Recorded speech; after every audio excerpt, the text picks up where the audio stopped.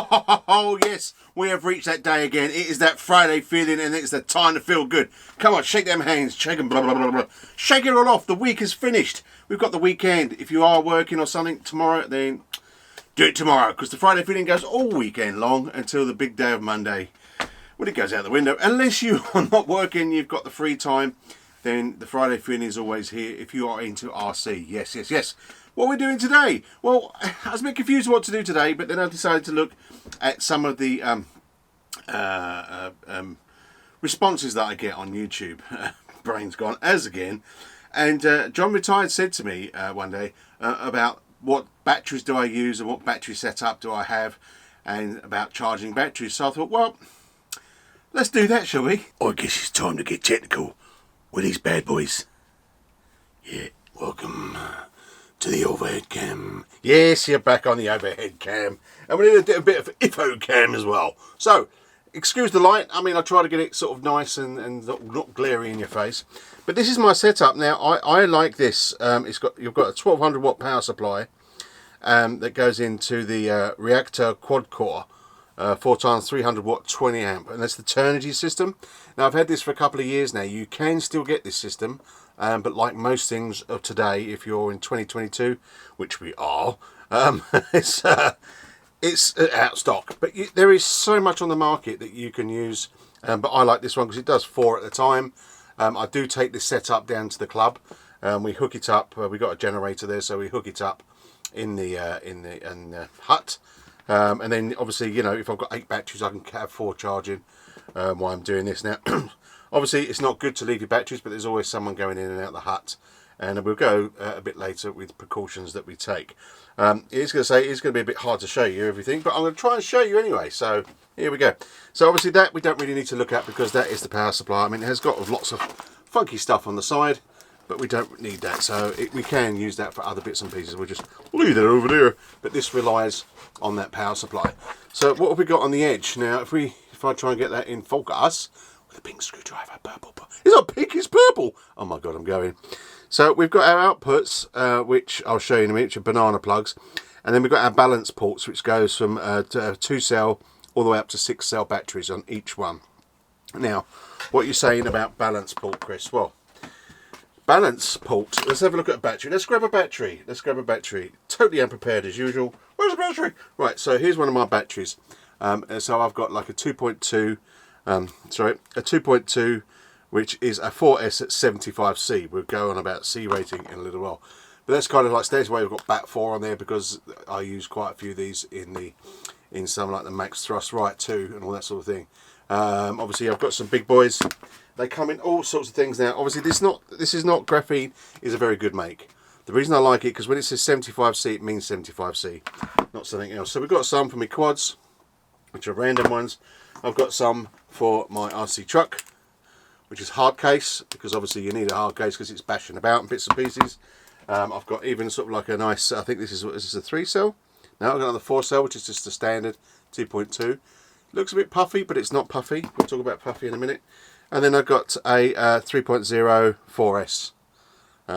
Yeah, so lots of different things. And then obviously my bad boy, which is the 5.0. It's 5,000 milliamp 6S 75C. So by all means, this is not professionalism. This is just what I do, what works, what I've learnt of people like Keith at the club. And this is what I do. So people that don't know what they're doing, this might help you a little bit. So as I say, look out for your chargers. You know, they all basically do the roughly same thing. Some are better than the others. Some will last longer than others. But yeah, as I say, this does 4 batteries at once, which is pretty cool. Right, so on a battery, you'll get a power lead that you'll plug in to your ESC or whatever. Yeah, your ESC. And then you have a balance plug. Now, not all the time this will be connected. I think I normally use a special that I've absolutely forgotten the name of, and the fan comes on at the same time. I use a bit of FR Sky kit that I plug that into, that sends the telemetry to my radio to tell me how each cell are doing. Because, you know, you might be in flight, and this has got 4 cells, and one of these cells could go dodgy, and suddenly you want to land before, you know, the battery goes or something like that. But it keeps me, you know, using telemetry through this. I do apologise. I'll put it up in the air right now. that's what I'm looking at. Obviously I'm filming at the moment. I can't remember what it's called, but it's a Lipo Sensor basically, that sends telemetry to my radio, so I know how the battery's doing. So there's no guesstimate work on sort of like, you know, how low the battery's going to be, which then obviously once you've done your first flight, it gives you you know, a good sort of all-round time that you know this battery, with comfortable flying, not full-on flying, but comfortable flying, how long it's going to last you in the air. What a time for the fan to come on. There's nothing I can do that. So when we charge these, when this comes with a cable, which is here.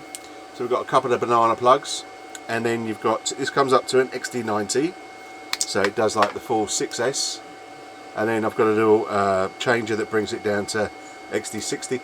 But you can get leads with banana leads, with banana plugs, sorry, that go to every kind of a different type of battery that you might have.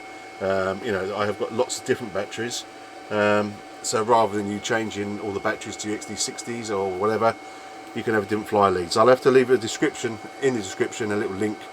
I'll find one so you know what I'm talking about. Right, so this, we'll go for, we'll do number 3 anyway, just because it's easier, because it's right there. Hopefully that fan will stop fanning. And relax. Damn fans. Right, so that would be going to our plug. We won't go into that one because I need to this one. That will go into our plug. Now, balance charger. What does a balance charger? Best thing to do is to get a balance board. The reason I like getting a board is because if you're plugging into here, some chargers will only have like a 6S or something, or whatever it may be. But if I keep plugging in and out here, it might break something. Where if I just plug this into the 6S, then you've got my balance board. So you'll get this one here is obviously 4S at the end here. I'm hoping this is in focus, and I really apologise if it's not, because it's going to be a real crap movie. So on the side here you've got 2S, 3S, 4S, 5S and 6S. So that'll plug into that. Now you're saying to me, what is balance charging? Well, balance charging is basically what it is. It will balance the charge over the 4, in this one particular, which is a 4S, it will balance charge over the 4 cells, which I'll show you in a minute. Like this one, which is a 6S, it will balance the charge over the 6 cells inside. Now there are many battery checkers on the market.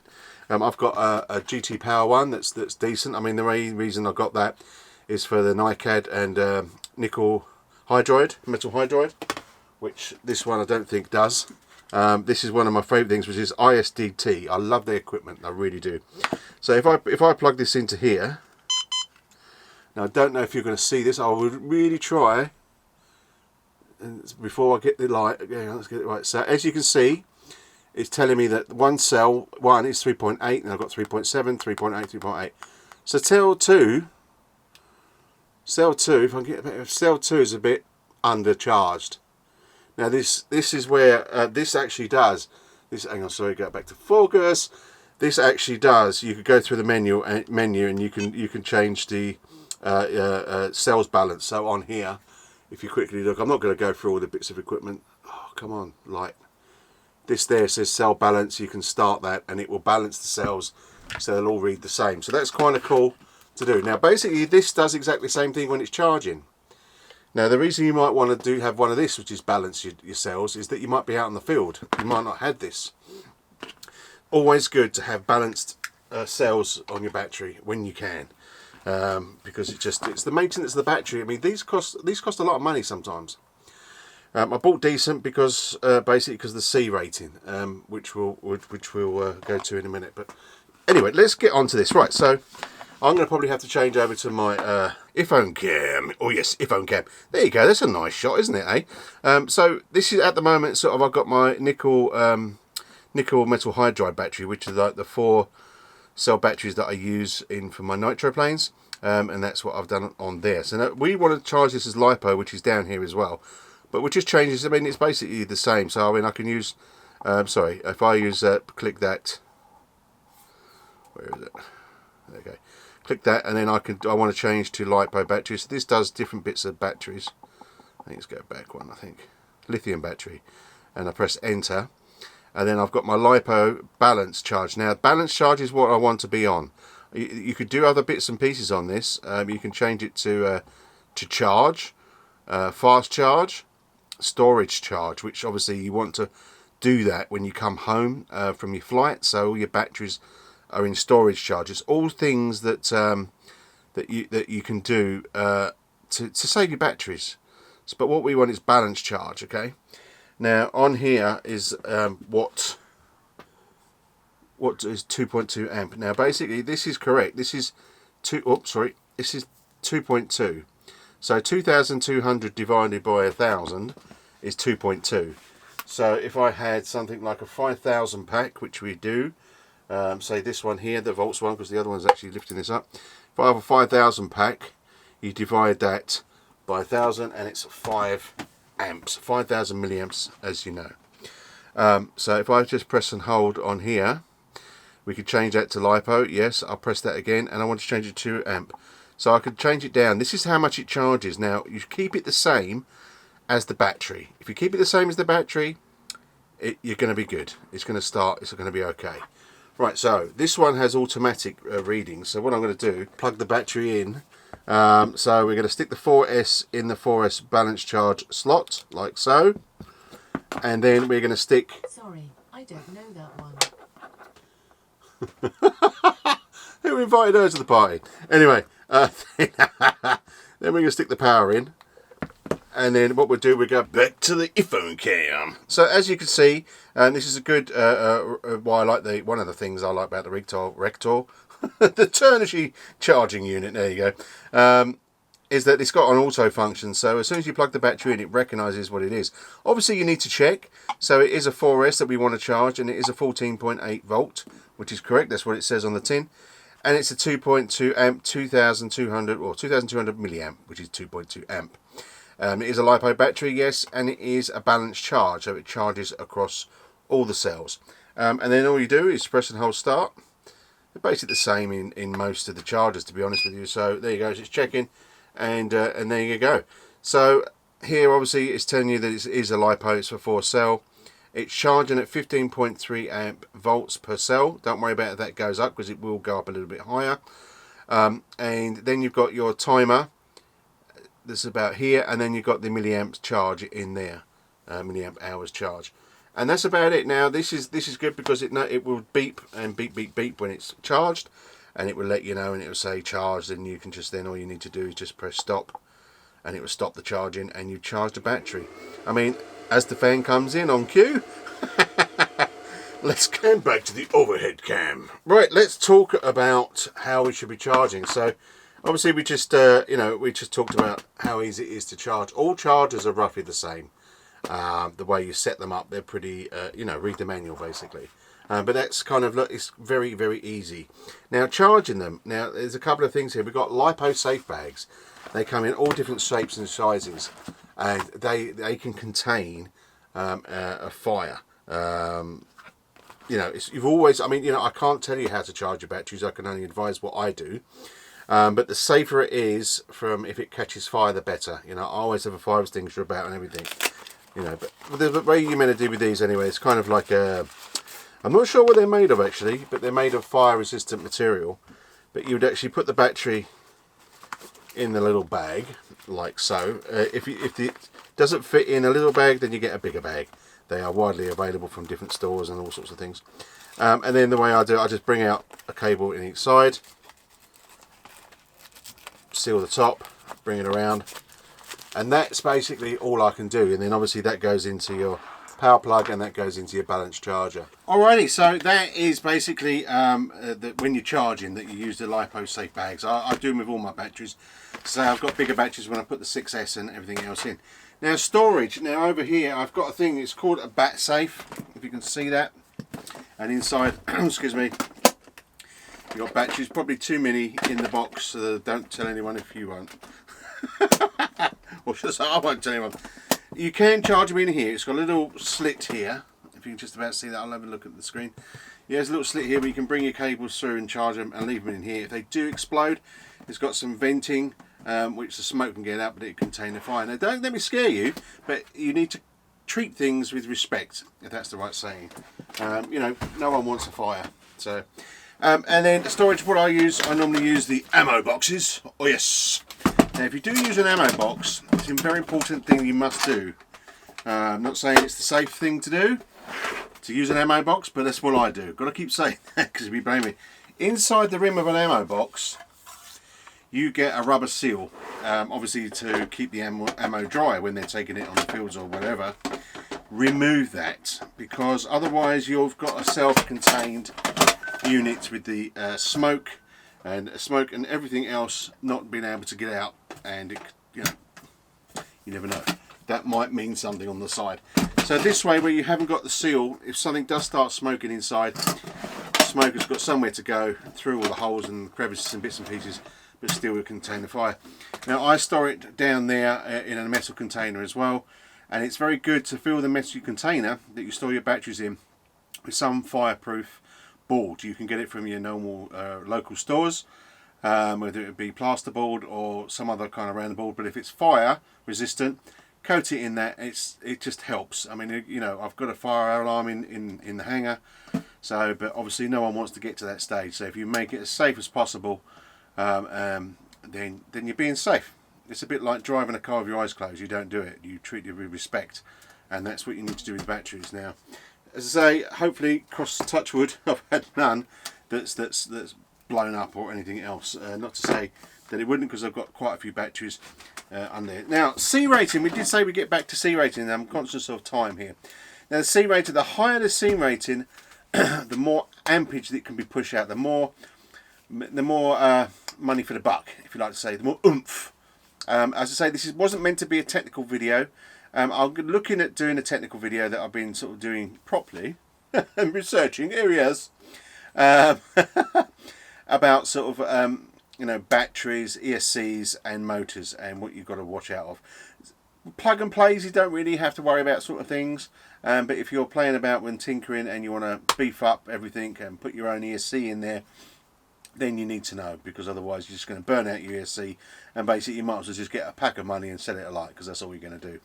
Now, if you've got a high C rating, it can get heavier and it can be a bit bigger and everything else, but it's going to save the batteries because you're not using the full max of the battery. So if I can put it in sort of my understanding terms anyway, if I'm going full throttle on the motor, it's going to pull a certain amount of amps. And if the C rating doesn't match that amps, you're gonna kill the battery eventually. The battery's not going to give you many flights at all. You know, there's only a certain amount of charges, like any batteries, any rechargeable batteries. There's a certain amount of charges you can have. It will last you, you know, it could last you years, depending on if you're using them or not. But if you're using them every day, you're charging them and everything else, then C rating can come in hand. Now, the reason to say, not to say that companies are not honest. Some batteries don't. If they say they've got 75C on there, maybe they're not always 75C, and there's a way you can test that, and we'll go through that in another video. So that is the C rating. So I always go for the higher C rating if the plane permits. It's all about your CG with the plane. If you're in a car, boat, and everything else, it does get a bit heavier, but it doesn't matter so much, because you know you're not sort of the centre of gravity. It does mean something with boats, but not so much as planes. Centre of gravity is everything. To fly in a plane. So that is all about storage. So if you get a decent battery, it will cost you a penny. If you look after it and put it in storage charge it as a balance charge. You can do fast charge, and you can do other charges that will get the battery done, dusted quickly and get out. But your battery won't last as long. So, you know, sort of, you know, slowly wins the race, as they say. Hence the Spitfires. I'm still doing the Spitfire for so long. But anyway, but also it's about discharge. Now, there's another ISDT, and it is, if you can see that, if it's going to focus, it is a portable discharge unit, and it's really kind of cool. Basically, all you do is, so where's the one I was working on? Here it is. So once again, you should always put it in a Lipo bag as well when you're discharging. Now, all you do is plug this in. And then if I could press the button and you change it to 4S and you change it to 2 amp, because it goes 2 amp to 3 amp, and that you're not going to be able to see that, I don't think. Probably not. But anyway, it is basically flashing green, because obviously we put a little trickle charge. If you remember when we was doing the charge, so you'll see that. I don't know if it's going to show, but there you go. It's flashing green to say it's discharging. This has got a little fan in there. It's always amused me that you use electricity to discharge a battery. There is other ways you can discharge a battery. This is the way I discharge a battery. People can discharge your battery with light bulbs, all sorts of things. But this sort of thing, doing it with either this sort of ISDT, I will leave a link in the description for these bits of kit because I think they're brilliant. But using this or your charger to discharge, your charging station should I say, you're putting it at the right voltage. You know, each cell should be around about 3.7, 3.8 each, as you saw on the tester. That is storage charge. You know, you never want to take the battery down to 0 because you'll end up just killing the battery. So always take it, you know, keep an eye on your cells if you've got feedback on your radio, you know, put an alarm on for sort of like 3.9 so you know you're getting close to your storage charge. You don't, people do that, you know, people have done that, and from what I've seen on videos and bits and pieces, they knacker their batteries. I mean, you can buy cheap batteries, you can smash them about, do what you want with them, and that's it, they're going to be trashed. So, you know, sometimes you've got to think about the money, pennies, especially these days. Last thing you want to do is have a few flights and then the battery's dead and, you know, you've wasted your money. So this does take its time. It's got a little fan. As I say, I'll leave that in its little thing on there. So if you're out in the field, you've got a battery left for some unknown reason, maybe you've had 50 batteries, 40, I don't know, 20 batteries, let's be realistic, 15, 10 batteries, okay. So you've had 10 batteries for some reason, you've either crashed your plane, so it doesn't work, and you want to discharge before you go home because, you know, you just want them all discharged. And there you go. So that's what it does. If you can hear that beep beep noise, I'll show you. Don't know why I'm showing you because it's a sound, not a visual thing. Anyway, so that beeping telling you that it's been discharged. So if we get now, I can. Where's my other one? We get now the cell checker. I will stick it in again in here. If you can, if I put it in the right way, it would help. There's some more beep beep. So there you go. There's the cells. You're probably not going to see, and I do apologise because I can't reach the camera. But it's saying the first one's 3.8, second one 3.7, 3.8, 3.8. Still got that number 2. That number 2 cell looks a bit iffy to me. I reckon that's going to be on its way. So I can do cell balance, press enter, and I'll see if I can. Let's bring it around to the camera. I probably can't because I've got a chair in the way. Let me just bring this around here. See if I can just. Right, now I press this, see what it's doing. It will discharge, basically discharge 1, 3 and 4 and charge 2, and then slowly it will bring them all back to the storage charge. Another great kit that you can be on the field. You know, I'm not sponsored by SDT, I wish I was. I could have all their free stuff. In fact, if you want to send me stuff, send it, come on. I think it's great. You know, they've got lots of stuff, gizmos and bits and pieces, and you know, it's not just gizmos. It's maintenance, keeping your kit right. It's not all about. It's like, you know, as Paul Heckles, I'm going to stop that. In fact, I'm going to let that go. Let that go. There we go. We'll balance the cells. Let's see if it balances before the end of the video, which is not long now.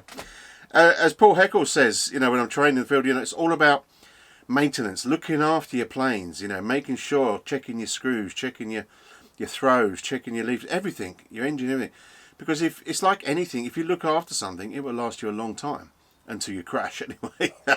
And you'll think to yourself, why did I waste all that time the other day cleaning it? Because I just crashed. But hey, but that's exactly the same as batteries. So there you go, John. That is John retired. That is what I do with my batteries. It may not be the most bestest way, I don't know, but that's how I do it. And my batteries have lasted. As I say, I have used batteries a lot before COVID. So, and they're still okay. As I say, that one there, it did look a bit puffy, but it's not. I think it's just the surrounding. But we'll keep an eye on that battery anyway. We'll keep an eye on this.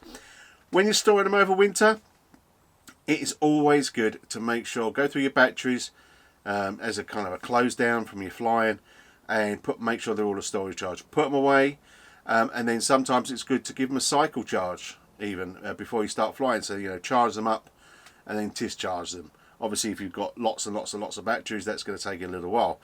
But once again, you're doing the maintenance. You're keeping your batteries at an optimum level all the time, and then you'll get more fun flying.